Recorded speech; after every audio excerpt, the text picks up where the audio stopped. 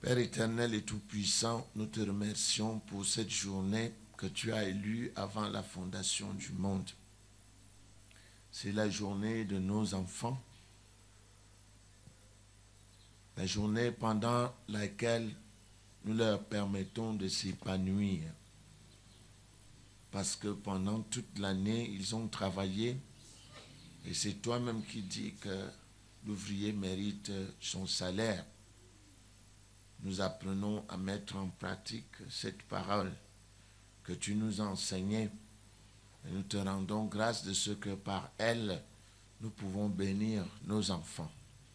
Nous savons, notre Dieu, que tu nous as bénis de toutes sortes de bénédictions spirituelles dans les lieux célestes en Christ.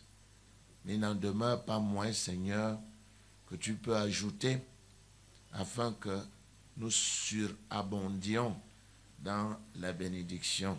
C'est en raison de cela que nous te rendons grâce parce que nos enfants seront ragaillardis et ils vont grandir en cette journée.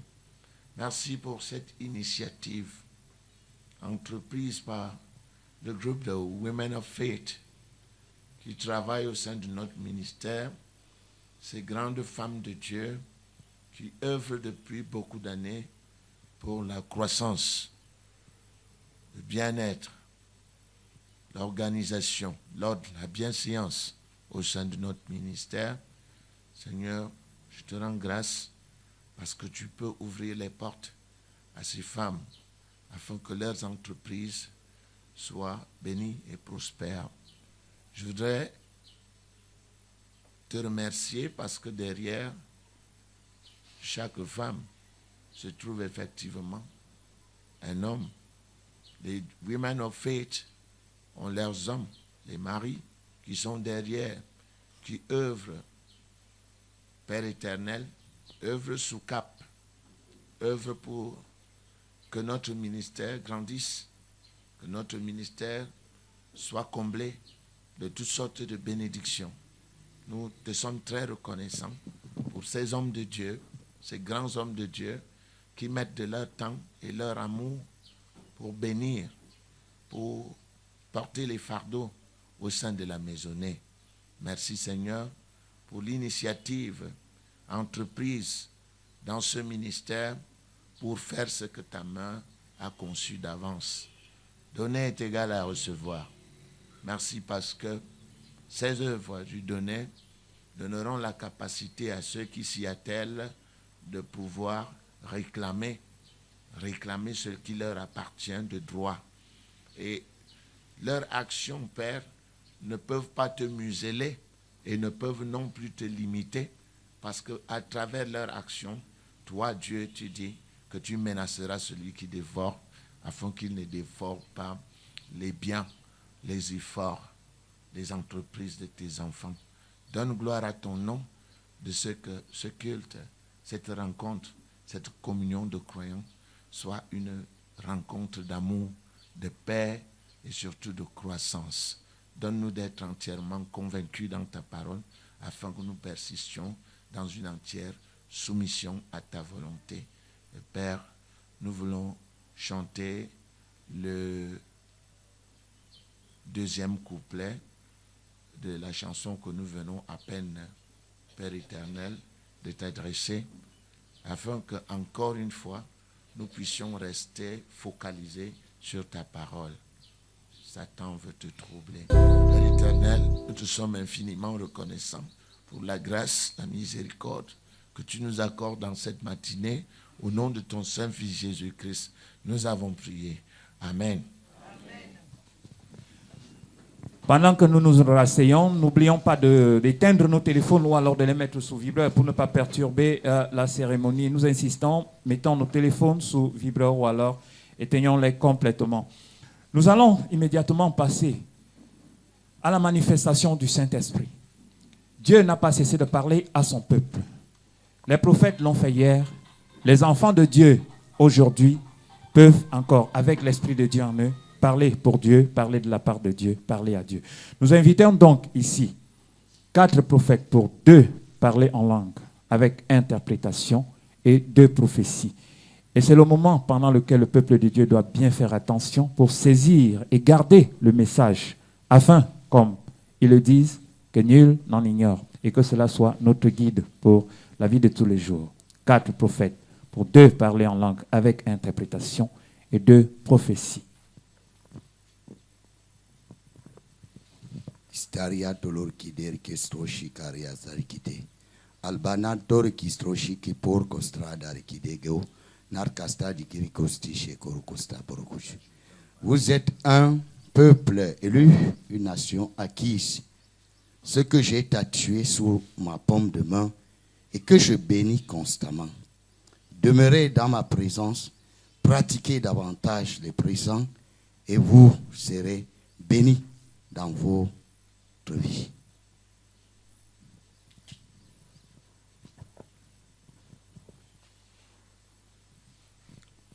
Eleke miri nyiri likitishi kishoko. Kalavara bara lama la kata saka shoko seke ne mere. Derrière le leketeshe. À la kata voro godozoko shokolo kotomoro noro. Je suis l'Éternel, le Dieu créateur. Laissez les petits enfants venir vers moi, car le royaume des cieux appartient à ceux qui les ressemblent. Ne les irritez pas. Instruisez-les, corrigez-les selon mes voies. Ils garderont mes paroles, ils grandiront, ils seront la tête et non la queue. Tavaria shap kuria sapa kai ki fir shukur kafasi.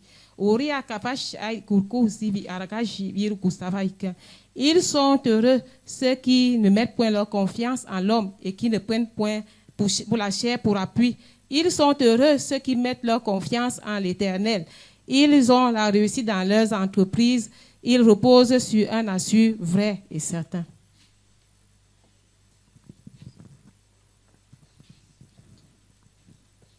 Je suis l'Éternel, votre Dieu. Je vous ai donné ma vie. Et cette vie se trouve en Christ. Si vous êtes en Christ, vous avez cette vie.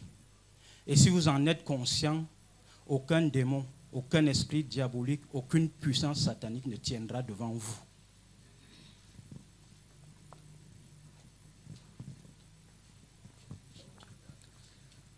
Il est l'Éternel des armées, le Dieu de paix, le Dieu de justice, celui de qui, par qui, toutes choses sont faites.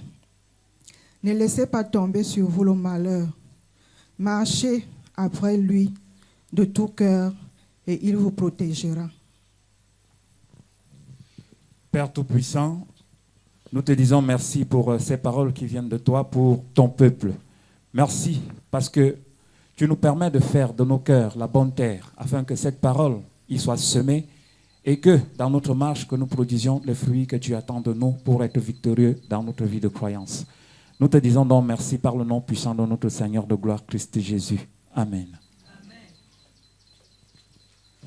Bien, nous allons prendre la prière pour l'enseignement et je vais inviter ici Mama Elundu pour lever cette prière.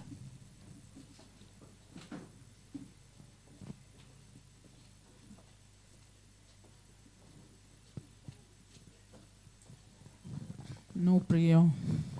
Père éternel et tout-puissant, je te loue et je te rends grâce parce que c'est toi qui as conduit nos pas dans ta maisonnée aujourd'hui pour venir recevoir ta parole.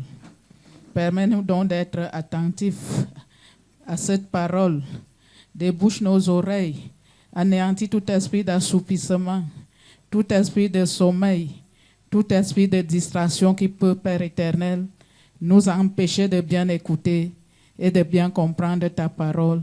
Au nom de ton Saint-Fils Jésus-Christ, mon Dieu, mon roi, nous te présentons ton oint, le révérend docteur Belibé Djafernan, afin que, Père éternel, tu te connectes à son intelligence et qu'il ne sorte de sa bouche que ce que tu lui diras, mon Dieu, mon roi. Au nom de ton Saint-Fils Jésus-Christ, béni sois-tu, mon Dieu, mon roi, d'éternité en éternité. C'est au nom de ton Saint-Fils Jésus-Christ que nous t'avons prié. Amen. Révérend docteur Belibé Djafernan, de même que l'apôtre Paul ne devait pas se taire. Vous avez pris et choisi le même chemin. Vous allez vous lever pour l'enseignement. Que Dieu vous bénisse au nom de Jésus-Christ. Bonne fête à nos enfants. Je suis très reconnaissant à Dieu pour cette cérémonie d'aujourd'hui, l'amour que le groupe de Women of Faith démontre pour nos enfants. C'est l'occasion pour moi de remercier aussi toutes les monitrices de l'école du dimanche pour les sacrifices consentis et pour leur dévotion en relation avec la tâche qui les anime. Nous voyons tous les dimanches ces mamans, nos femmes, nos amis travaillent durement pour l'éducation de nos enfants. Et nous sommes fiers de ce que peuvent faire ces enfants parce qu'ils nous ont démontré qu'ils gardent la parole de Dieu dans leur intelligence. Et si à cet âge, si ils sont capables de la garder dans l'intelligence, il est évident que dans les années à venir, ils feront des grands exploits. Parce que la parole de Dieu dit qu'avec Dieu, nous ferons des exploits. Et on ne peut faire des exploits avec Dieu que parce que la parole de Dieu est dans notre intelligence. Je voudrais donc accompagner nos mamans, the Women of Faith, dans leur tâche d'éducation. C'est la parole qui est le point focal. La parole est essentielle. C'est elle qui nous permet de grandir. Voilà pourquoi l'exhortation que je ferai ce dimanche repose dans le livre de Josué. Je voudrais donc que chacun ouvre sa Bible dans le livre de Josué, Josué chapitre 1, et au verset 8. Le livre de Josué est un livre transitoire. Transitoire, pourquoi? Parce que c'est le transfert d'autorité de Moïse. Moïse a transmis son autorité à Josué et la terre promise est là, à quelque part. Les Juifs veulent s'approprier de la terre promise qui est défendue à Moïse en rapport avec ses déboires dans le passé. Mais il est là, Moïse, présent, et il doit passer l'autorité à Josué. Et c'est vraiment un livre formidable parce que Dieu reprend avec Josué ce qu'il avait déjà fait avec Moïse. Ce livre peut être considéré comme un livre de transfert d'autorité. Dans Josué, chapitre 1, vous pouvez voir que Moïse est mort et il faut bien que l'on prenne la relève. Vous voyez au verset 1, après la mort de Moïse, serviteur de l'Éternel, l'Éternel dit à Josué, fils de Nun, serviteur de Moïse. Josué marchait avec Moïse et il marchait fidèlement. Josué est la jeune génération, ceux qui ont passé 40 ans avec Moïse au désert. Il a bien étudié, il maîtrise la parole de Dieu et maintenant, Dieu veut lui confier la tâche, celle de conduire la nation d'Israël vers le succès, la réussite. Et qu'est-ce qu'il dit au verset 2? Moïse, mon serviteur, est mort. Maintenant, assieds-toi. C'est cela? Non. Lève-toi. Passe ce Jourdain, toi et tout ce peuple, pour entrer dans le pays que je donne aux enfants d'Israël. Bien, c'est leur héritage. Mais on va lire le verset 8. qui est très important dans la marche de Josué avec Dieu. Dieu lui dit,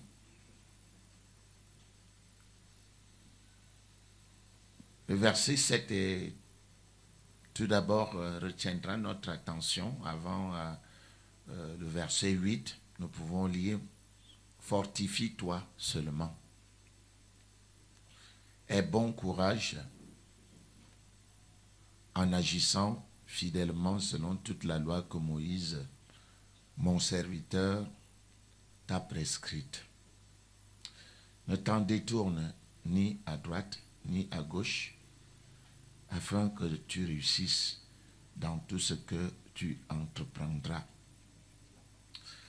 Et le verset 8 dit que ce livre de la loi ne s'éloigne point de ta bouche. Médite-le jour et nuit pour agir fidèlement selon tout ce qui y est écrit, car c'est alors que tu auras du succès dans tes entreprises, c'est alors que tu réussiras. Fin de citation. Ce qui est important dans ce verset est donné clairement à Josué. Qu'est-ce que Dieu lui dit? Dieu lui dit,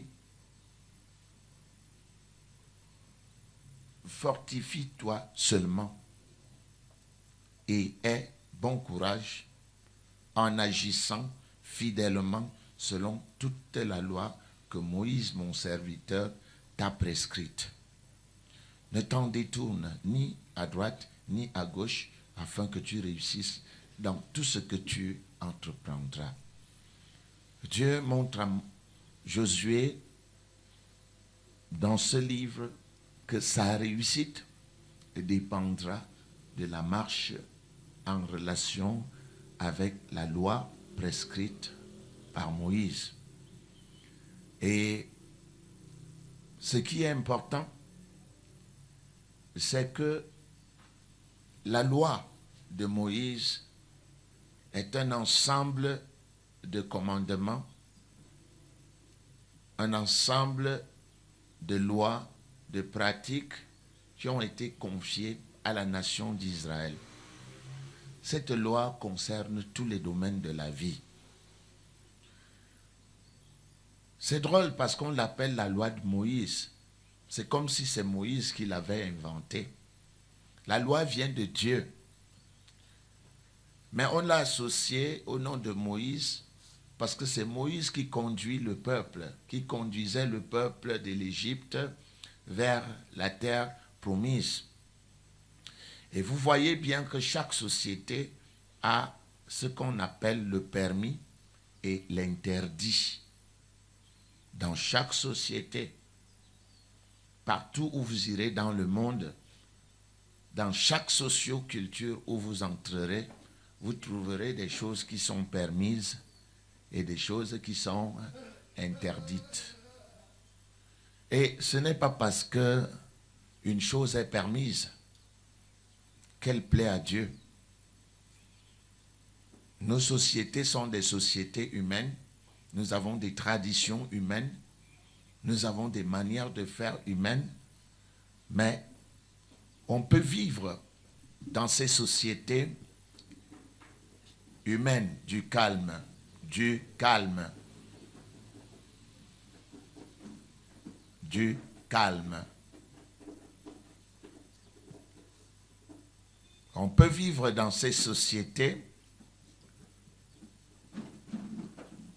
avec les lois de cette société-là. Mais toutes les lois des sociétés ne plaisent pas nécessairement à Dieu. Lorsqu'Israël était en Égypte, Israël fonctionnait avec les lois des Égyptiens et un peu quelquefois avec la connaissance qu'il avait de Dieu. À la traversée de la mer, Dieu a voulu séparer Israël des autres peuples de la terre. Dieu l'a fait. Il a séparé Israël des autres peuples de la terre. Il a dit, le permis et l'interdit de l'Égypte, ce n'est pas ce que je vous réserve. Moi, je vous réserve la loi de Dieu. Vous êtes un peuple qui appartient à Dieu. Et je vais vous confier ma loi. Des choses que je permets à la société, la vôtre, de faire, et des choses que je ne lui permets pas de faire. Voilà pourquoi il faut prendre la loi avec beaucoup de respect. Parce que la loi, c'est la perfection divine. C'est Dieu dans les intelligences humaines.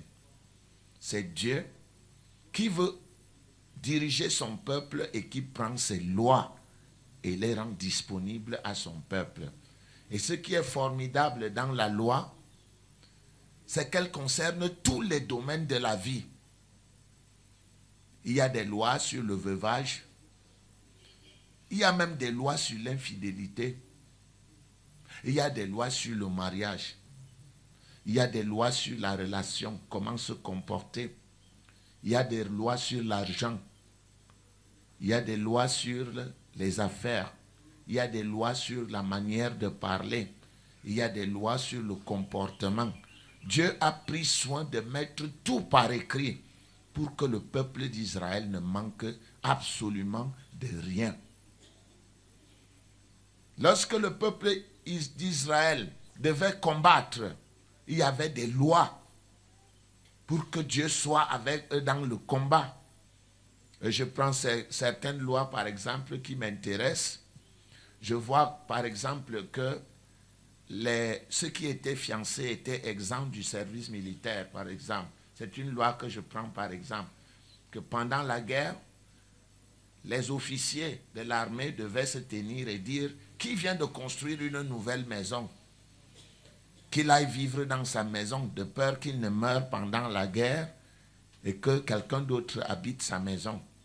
Qui vient d'avoir une nouvelle fiancée, qu'il aille rester avec sa fiancée de peur que pendant la guerre il ne meure et que sa fiancée ne revienne à quelqu'un d'autre après la guerre. Vous voyez que Dieu est rentré dans les détails. Il est même jusqu'allé dans les lois sur le viol. Si on violait une femme, qu'est-ce qu'on devait faire? Il est allé sur les lois sur le crime. Si quelqu'un mourait dans une ville, comment est-ce qu'on devait se comporter pour que la malédiction ne repose pas sur les gens qui étaient dans la ville? Dieu a montré les sacrifices d'action de grâce. Il a montré la loi de la dédicace. Il a montré comment est-ce qu'on devait traiter les nouveau-nés. C'est-à-dire, Israël était complètement, absolument complet en matière de conseil. Dieu s'est évertué à lui donner tout ce qui contribuait à la vie et à la piété.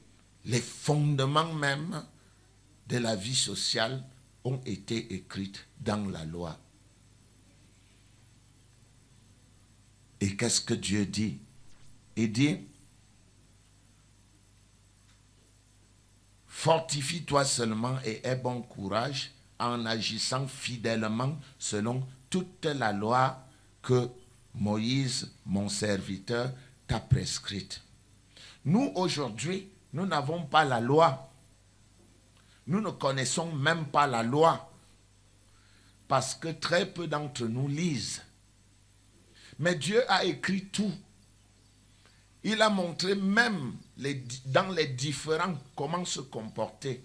J'ai lu dans les évangiles que si vous avez un problème contre votre frère, allez rencontrer-le et parlez-en. S'il refuse, cherchez 2 autres personnes, discutez-en, que tout se règle sous la déposition de 2 personnes. S'il refuse, qu'une assemblée plus grande s'asseye et que l'on juge. S'il refuse, Dieu va même jusqu'à dire que cette personne soit pour vous comme un païen. Vous voyez que même les relations ont été établis dans la parole de Dieu. Et lorsque Jésus-Christ dit, l'homme ne vivra pas de pain seulement, mais de toute parole qui sort de la bouche de Dieu, c'est à dessein. Parce que Dieu n'a pas créé, formé et fait ses enfants pour qu'ils vivent de philosophie, de mathématiques et de sciences sociales. Dieu a créé ses enfants pour que ceux-ci apprennent sa parole, la mettent dans leur intelligence et fonctionnent par cette parole. Malheureusement, la parole de Dieu n'est pas enseignée. C'est la raison pour laquelle dans les sociétés, chaque société gère le relationnel comme elle l'entend. Mais effectivement, aujourd'hui, notre tâche à nous est de revenir dans la parole de Dieu et de l'étudier. De la même manière que le juif d'hier connaissait que faire lundi, mardi ou mercredi, il savait comment gérer ses dîmes, il savait comment faire pour le temple, il connaissait les lois au temple, il connaissait la relation des dettes, il savait qu'est-ce qu'il fallait faire. Pouvait-il emprunter? Pouvait-il prêter de l'argent à son frère? Pouvait-il passer par l'intérêt ou ne pas passer par l'intérêt? Ces gens connaissaient le point de vue de Dieu dans tous les domaines de la vie. Malheureusement, nous, aujourd'hui, nous avons été plus forts dans les raisonnements humains, dans notre socialisation, c'est-à-dire nous avons été à l'école, nous avons étudié à l'église, nous avons étudié avec nos parents, nos maîtres, nos enseignants dans le secondaire et nous fonctionnons avec ce que nous avons appris. Et généralement, dans le monde aujourd'hui, on dit à ma manière de voir, moi je pense que. Mais dans la parole de Dieu, on ne dit pas à ma manière de voir. On dit quoi? Il est écrit. Voilà pourquoi l'échec pourchasse les enfants de Dieu. L'échec accompagne les enfants de Dieu parce que la plupart d'entre eux ne lisent pas. Ils n'ont pas des versets bibliques dans la tête. Ils ne savent pas, ils n'ont pas ces commandements de Dieu, cet enseignement divin, cette perfection divine, ils ne l'ont pas. Et vous voyez des gens qui vous disent, vous parlez à un fils de Dieu, il vous dit, moi je n'ai pas l'habitude de lire la Bible, bon, de temps en temps je la lis, mais moi je pense que Dieu est ceci. Vous pensez quoi? Dieu quoi? Vous ne pouvez pas penser Dieu sans lire sa parole. Beaucoup de gens nous ont dit qu'ils ont été créés à l'image de Dieu, et donc par conséquent leurs pensées sont les pensées de Dieu. Ça aussi c'est faux. Parce que si vous allez en Ésaïe 55, 8, je peux le lire, Dieu vous dit le contraire. Qu'est-ce que Dieu dit? Il dit, je cite, mes pensées ne sont pas vos pensées. Mes pensées ne sont pas quoi? Vos pensées. Ce n'est pas parce que vous réfléchissez, parce que vous dites à ma manière de voir, moi je pense que vos pensées sont les pensées de Dieu. Non. Dieu dit, mes pensées ne sont pas vos pensées et vos voix ne sont pas mes voix. Dit l'Éternel, autant les cieux sont élevés au-dessus de la terre, autant mes voix sont élevées au-dessus de vos voix et mes pensées au-dessus de vos pensées. On ne trouve pas les pensées de Dieu dans des livres de philosophie ou dans des livres de sciences sociales. Les pensées de Dieu se trouvent où? Où? Dans la Bible. Vous lisez, vous mettez les pensées de Dieu dans votre tête et vous commencez à penser comme Dieu pense. Mais tant que vous ne lirez pas la Bible, attention, vous aurez la connaissance. Peut-être que vous pouvez même être positif, mais la parole de Dieu se trouve dans la Bible. Et j'ai beaucoup aimé le verset dans lequel Job cherche l'adversaire, son adversaire, et il dit, oh, qui me donnera la lettre écrite par mon adversaire? Que le Tout-Puissant m'écoute. Voilà ma défense toute signée. Ça veut dire, ce verset dit que Satan n'a rien écrit noir sur blanc. Satan n'a écrit aucune Bible, aucun livre. Hein? Et c'est très intéressant de savoir que Dieu, notre Père, a eu le courage de consigner ses pensées dans un document et qu'il souhaite que ses enfants à lui fassent quoi? Qu'ils fassent quoi? Qu'ils lisent, qu'ils mettent ses pensées dans la tête. Si vous n'avez pas les pensées de Dieu dans votre intelligence, vous ne pouvez pas parler Dieu. Vous donnerez vos points de vue. Vous serez même très convaincant par rapport à la philosophie et tout ce que vous avez pu étudier. Mais la sincérité n'est pas une garantie de vérité. Ce n'est pas parce que vous réfléchissez bien que vous avez la parole de Dieu. Il n'y a qu'un endroit où aller chercher la parole de Dieu, c'est dans la Bible. Et c'est la raison pour laquelle Dieu dit au verset 10 d'Ésaïe 55, « Comme la pluie et la neige descendent des cieux et n'y retournent pas sans avoir arrosé, fécondé la terre et fait germer des plantes, sans avoir donné de la semence au semeur et du pain à celui qui mange, ainsi en est-il de ma parole qui sort de ma bouche. Elle ne retourne point à moi sans effet, sans avoir exécuté ma volonté et accompli mes desseins. » Voyez combien de bénédictions dont se privent les êtres humains. Dieu dit que sa parole est puissante. Il est donc évident que quand cette parole est dans une intelligence, l'intelligence est comment? Puissante. Dieu dit que sa parole est la vérité. Vous pensez que quand cette parole est dans l'intelligence, celui qui réfléchit, réfléchit comment? Dans la vérité. Dieu dit que ma parole court avec vitesse. Vous pensez que cette parole, lorsqu'elle est dans l'intelligence, elle fait quoi? Elle vous amène à réfléchir en un clin d'œil. La parole de Dieu est la sagesse. Vous pensez que quand cette parole est dans votre intelligence, elle vous communique quoi? De la sagesse. La parole de Dieu est prudente. Vous pensez que quand cette parole est dans votre intelligence, elle vous communique quoi? La prudence. La parole de Dieu est puissante, plus tranchante qu'une épée à double tranchant. Vous pensez que quand cette parole est dans votre intelligence, vous devenez comment? Vous devenez puissant. La parole est comme un marteau qui brise le roc. Quand vous l'avez dans la tête, vous avez quoi? Un marteau qui brise, qui renverse tout raisonnement et toute hauteur qui s'élève contre la puissance, contre la connaissance de Dieu. La parole de Dieu est comme un feu dévorant. Vous pensez que quand vous avez cette parole dans votre intelligence, vous avez quoi dans votre intelligence?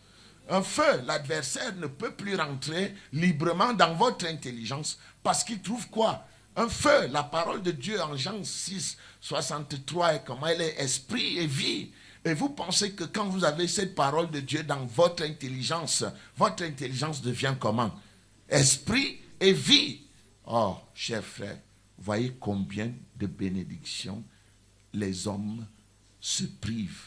Tout simplement parce qu'ils refusent de lire, ils refusent de garder la parole. Voici la plus grande promesse que j'ai jamais rencontrée. Que ce livre de la loi, rentrons en Josué, ne s'éloigne point de ta bouche. Comment va-t-il s'éloigner de votre bouche? Qu'elle ne s'éloigne pas de votre bouche. Elle ne peut être dans votre bouche que parce que vous l'avez reçue. Numéro 1, vous l'avez retenue. Numéro 2, et vous vous efforcez de la répandre. Numéro 3. Donc c'est un apprentissage. Marcher avec Dieu, c'est apprendre à mettre la parole de Dieu d'abord où? Dans l'intelligence. Alors là, on a deux possibilités. Quand on réfléchit, on a la possibilité de réfléchir selon la connaissance des sens, c'est-à-dire l'enseignement que nous avons reçu dans notre socioculture par socialisation ou enculturation, appelez ça comme vous voulez. Et l'autre enseignement, c'est celui de Dieu. On a la possibilité de choisir. Vous avez un objet devant vous. La culture vous dit voler. Vous êtes dans le besoin. La parole de Dieu vous dit que celui qui dérobait ne dérobe plus. Vous avez le choix entre dérober et ne pas dérober parce que vous connaissez ce que Dieu veut. La volonté de Dieu est ce qui est agréable, ce qui est parfait. C'est ça la volonté de Dieu. Vous avez la possibilité de gérer vos relations selon la connaissance des sens. La connaissance des sens dit par exemple, si ta femme t'embête, casse-lui la gueule. Mais la parole de Dieu dit quoi? Ayez le mal en horreur. Vous avez le choix entre lui casser la gueule, votre tendance naturelle, ou alors faire quoi? Marcher selon la volonté de Dieu. On ne peut pas marcher selon la volonté de Dieu sans avoir la parole de Dieu dans son intelligence. Et c'est ce qui est utopique, ce qui est ridicule même à la limite, c'est que tous les dimanches, dans beaucoup des églises de la place, on dit « Notre Père qui es aux cieux, que ton nom soit sanctifié, que ton règne vienne, que ta volonté soit faite sur la terre comme au ciel. » C'est à la forme passive, que ta volonté soit faite. Qui va la faire? Elle se fait d'elle-même. Que ta volonté soit faite. Qui va la faire? Elle se fait d'elle-même. Non. Si le monde est dans la désolation aujourd'hui, c'est parce que Adam a dit quoi à la volonté de Dieu? Non à ta volonté, oui à ma volonté. Si Jésus-Christ a sauvé le monde, c'est parce que Jésus a dit à sa volonté, non à ma volonté, oui à la volonté de Dieu. Vous comprenez donc, il y aura toujours un choix à faire. Vous voulez faire la volonté de Dieu, un esprit a toujours besoin d'un corps. Un esprit a toujours besoin de quoi? D'un corps pour fonctionner dans le monde. La volonté de Dieu ne se fera pas d'elle-même dans le monde. C'est toi qui décides de lire et de mettre en pratique. Ne devez rien à personne, si ce n'est de vous aimer les uns les autres. Vous avez le verset dans la tête. Vous décidez de faire la volonté de Dieu. Vous évitez les dettes. Ne devez quoi? Rien à personne. Et la dette du croyant, c'est quoi?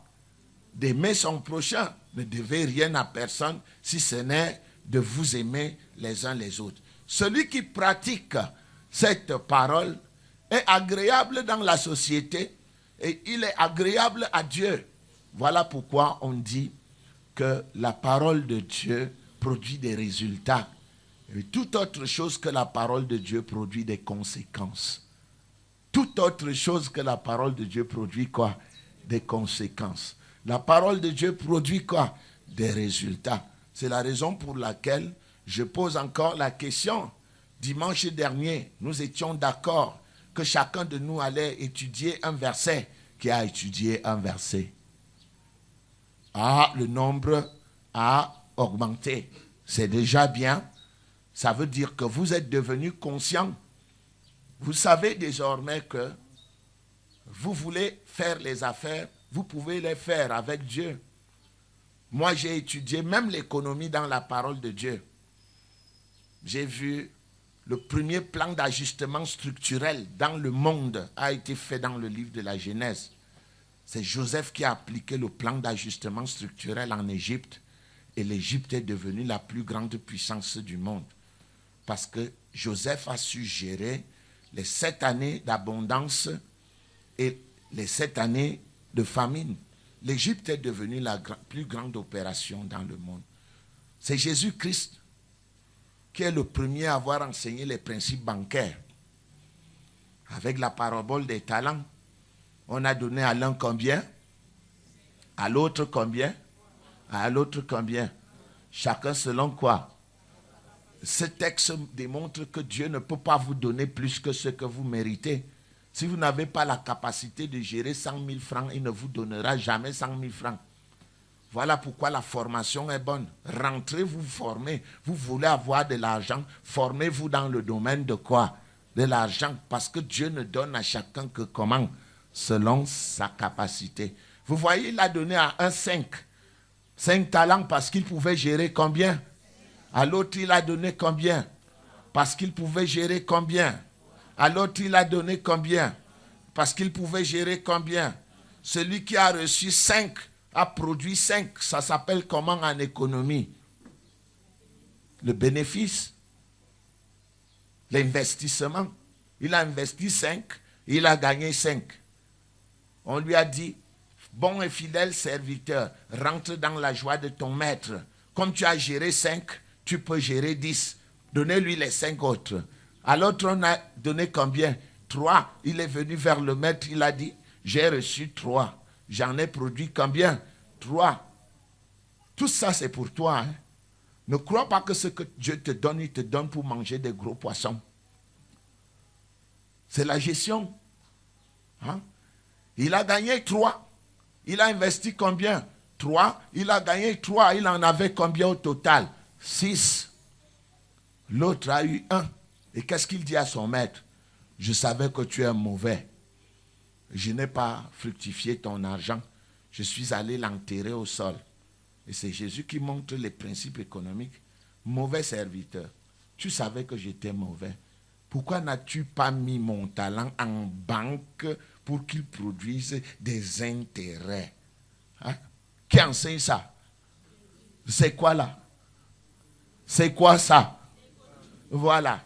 Quel est celui parmi vous qui, avant de construire une tour, n'évalue la dépense de peur que, ayant initié les travaux, il ne la termine et que les autres se moquent de lui en disant il a initié un travail. C'est quoi ça? L'étude de faisabilité. Qui a enseigné ça? Jésus-Christ. Vous pensez que j'ai besoin d'aller dans une école de sciences économiques pour connaître l'économie avec Dieu? Tout est dans la parole de Dieu. Tout est là. Même la budgétisation est là dans la parole de Dieu. Il suffit d'avoir le courage de mettre tous les versets ensemble et vous avez un cours d'économie complet. Parce que Dieu est complètement, absolument complet. La parole de Dieu est merveilleuse. Vous voulez philosopher? Vous voulez apprendre à raisonner? Entrez dans le livre de Proverbes. Lisez Proverbes chaque jour. Je vous garantis qu'au bout d'un an, vous serez imbattable dans le raisonnement. Parce que vous connaîtrez comment fonctionne le mental. Et vous aurez une réponse prête à toutes choses. Parce que Dieu a voulu que vous soyez comment? Intelligent. Mais vous avez refusé l'intelligence. Ce qui vous plaît, c'est Isaura. Les petits films là qui passent à la télévision. Val Encantado. L'autre, c'est quoi là? Hein? Donc, ils sont plus enclins à lire le journal, mais personne ne lit la parole de Dieu. Hein? Que ce livre de la loi fait quoi? Médite-le jour et nuit. Il ne s'éloigne pas de ta bouche parce que tu l'as reçu. 1. Tu l'as retenu. 2. Et tu répands avec ta bouche. Voilà les 3 clés. Recevoir tendrement. Retenir affectueusement. Répandre avec amour. Voilà les grandes clés de la parole de Dieu. Que ce livre de la loi ne s'éloigne pas de ta bouche. Médite-le jour et nuit pour agir fidèlement selon ce qui est écrit. C'est alors que tu auras quoi? Du succès dans tes entreprises. Le succès vient d'où? Le succès vient du fait que tu as appliqué la solution de Dieu au niveau des sens. Et Dieu et sa parole sont inséparables. Lorsque vous mettez la parole de Dieu en pratique, vous êtes dans la voie sainte. Il n'y a pas de bête féroce dans la voie sainte. Le lion ne mord pas dans la voie sainte. La bête féroce est écartée de la voie sainte. Relisons ensemble. Josué 1. Josué 1. Vous y êtes? Qu'est-ce qui est dit? Que ce livre de la loi ne s'éloigne point de ta bouche. Voilà. Vous avez nos petits-enfants, n'est-ce pas? Vous allez éduquer nos enfants comment? Si le livre de la loi n'est pas dans votre bouche. Dès que l'enfant commet une erreur, chien, imbécile, que ce livre de la loi fasse quoi? Ne s'éloigne pas de ta bouche. C'est parce que tu ne l'as pas dans la bouche que tu dis chien. C'est parce que tu ne l'as pas dans la bouche que tu dis imbécile, floucan, chien. Voilà. Que ce livre de la loi ne s'éloigne point de quoi? De ta bouche. Est-ce que tu as l'argument? C'est parce que tu n'as pas d'argument que tu prends les fouets, tu tabasses. Tu n'as pas un argument. Il te manque des arguments. Tu es inculte. Tu es un analphabète spirituel. Sors de ce carcan.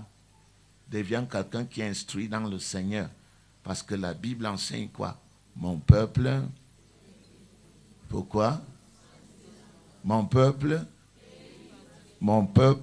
est péri, faute de quoi? De connaissance. C'est la philosophie, n'est-ce pas? Non. C'est la parole de Dieu.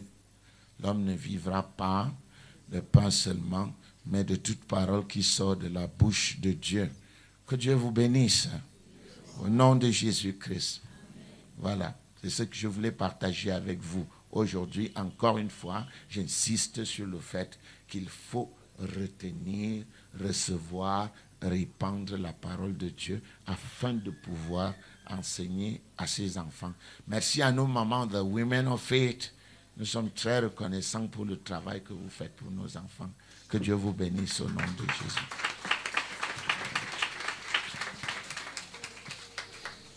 Bien, et après cet enseignement qui est une discipline mentale qu'il faut engager, nous allons permettre au sous-pasteur Molo David de dire une prière pour que cela rentre dans les cœurs. Parce qu'après avoir entendu, il faut véritablement comprendre.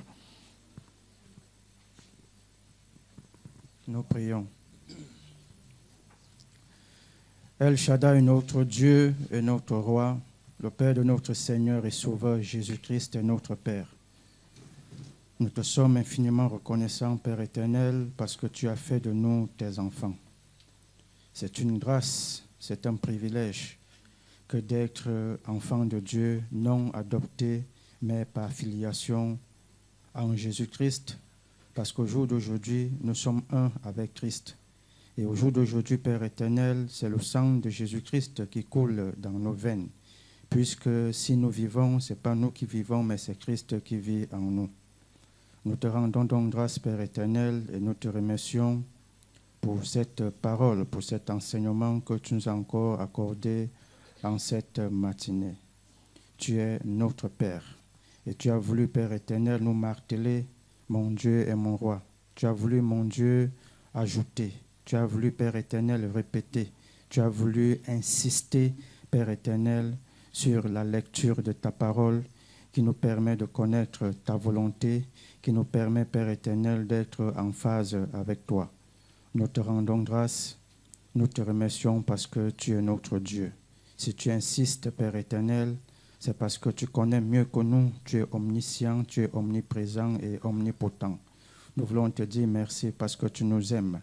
Merci, Père éternel, notre Dieu, notre Roi, pour ton nom, pour ton instrument que tu as une fois de plus utilisé. Nous te rendons grâce de ce qu'il est béni et qu'il reçoit davantage au nom de notre Seigneur et Sauveur Jésus-Christ. Merci, Père éternel, pour tes enfants que nous sommes, qui avons suivi cet enseignement, cette exhortation. Nous voulons te prier, éternel, notre Dieu, notre Roi, afin que tu fasses asseoir cet enseignement, cette préoccupation, mon Dieu et mon Roi, dans nos cœurs, dans nos intelligences, afin que nous comprenions, Père éternel, que ta parole est notre passe-partout. Ta parole est la clé qui ouvre toutes les portes de nos vies. Ta parole, Père éternel, est la solution à tous les problèmes auxquels nous sommes confrontés. Notre Dieu, notre Roi, nous voulons te prier afin que tu ouvres les yeux de notre compréhension, que, Père éternel, tu enlèves le masque, le voile dans nos intelligences, que le sang de Jésus-Christ purifie nos cœurs, nos pensées, afin qu'éternel, notre Dieu, notre Roi, que nous comprenions que cette parole est la chose la plus importante de nos vies. Ta parole elle-même le dit, que tu as magnifié cette parole au-dessus de ta renommée, et ta renommée, Père éternel, s'est accrue à cause de l'accomplissement de tes promesses. Père éternel, notre Dieu, nous t'invoquons donc en ce jour, puisque nous sommes dans le monde, n'étant pas du monde. Nous sommes dans la détresse face aux tribulations, aux tentations et aux persécutions de l'adversaire. Mais notre Dieu, notre Roi, tu ne nous as pas laissés seuls. Tu nous as donné ton esprit qui vit en nous et qui nous vivifie, Père éternel. Cet esprit qui est plus grand que celui qui est dans le monde et par lequel nous crions Abba Père. Au nom de notre Seigneur et Sauveur Jésus-Christ, dont nous t'invoquons et nous te prions en cette matinée, afin que tu renouvelles en nous, Père éternel, un esprit bien disposé, que les esprits d'assoupissement, de sommeil, de découragement vis-à-vis de la lecture de cette parole, les esprits de négligence même et de toutes sortes de négativités qui sont de nature à nous empêcher, Père éternel, de nous intéresser de cette parole, soient complètement brisés et anéantis. Nous t'invoquons, éternel, notre Dieu, notre Roi, afin que tu nous amènes à prendre conscience, Père éternel, de la véracité de cette parole et de la puissance qui réside dans cette parole, puisque ta parole le dit qu'elle est un marteau qui brise le roc, elle est comme un feu dévorant. Dieu Tout-Puissant, éternel Dieu des armées, nous te prions afin que tu envoies, Père éternel, tes anges guerriers nous escorter de jour comme de nuit, afin que, mon Dieu, mon Roi, lorsque nous voulons trébucher, que cette parole, Père éternel, mon Dieu, résonne dans nos intelligences, afin que nous puissions discerner, que nous puissions, Père éternel, analyser à la lumière de cette parole. Nous te rendons grâce parce que tu es notre Père. Nous te disons merci parce que tu es notre Dieu. C'est toi, Père éternel, qui nous as fait, c'est toi qui nous as formés. Nous sommes l'œuvre de tes mains et ta parole dit que tu ne laisseras point l'ennemi nous tenter au-delà de nos efforts.